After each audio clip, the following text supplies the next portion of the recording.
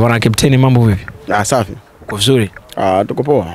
Tuambie kwa niaba ya wachezaji kwa niaba ya wachezaji, maandalizi hadi hivi sasa yakoje kuelekea mechi ya finali kesho kutwa?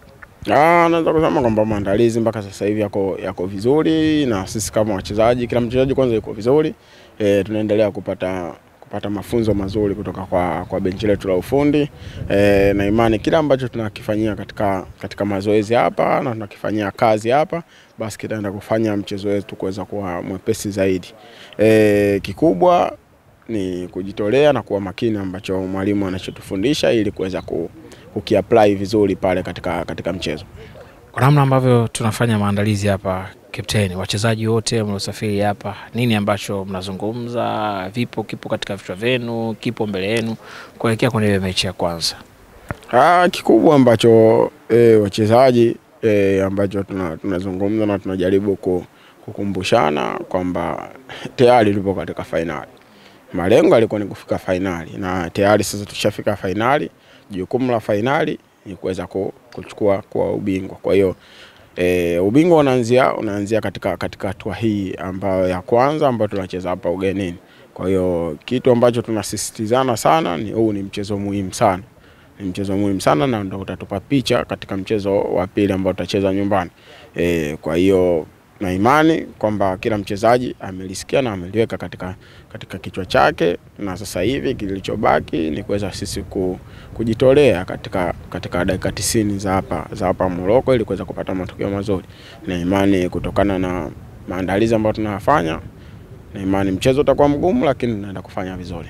Kapteni, ni mchezaji mzoefu wa kikosi chetu, ulikuwepo mara ya mwisho kwenye timu wakati kucheza na RS Berkane, lakini pia upo safari hii.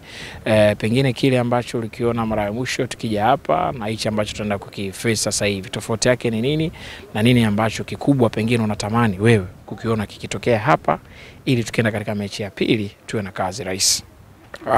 Naweza kusema kwamba mimi nilikuwepo katika mchezo wa makundi ambao tulicheza na RS Berkane hapa, lakini naweza kusema safari hii tumekuja kucheza nao tena, lakini tuko katika hatua nyingine kabisa. Ni hatua ya finali, yani ina maana kwa maana timu zimebaki mbili, ni wao au sisi. Kwa hiyo naweza kusema kwamba tuko katika hatua hii ina uangalizi wake na ina yake ya uchezaji. Kwa hiyo ndio maana nikatangulia kusema kwamba kile ambacho tunakifanya katika mazoezi tukikienda tukiapply katika 100%, basi tunaenda kupata matokeo mazuri. Na mimi kama mchezaji kikubwa ambacho nategemea na natamani kukiona ni kupata ushindi katika mchezo huu ili kuweza kujihakikishia tunaenda katika second leg vizuri na tunakuwa na confidence ya 100%. Tumalize Kapteni, tuna mashabiki hapa, tuna mashabiki Tanzania na tuna mashabiki katika maeneo mengine tofauti kuelekea kwenye hiyo mechi ya kesho kutwa. Kikubwa ambacho natamani kuona akifanya kama Kapteni wa timu yetu?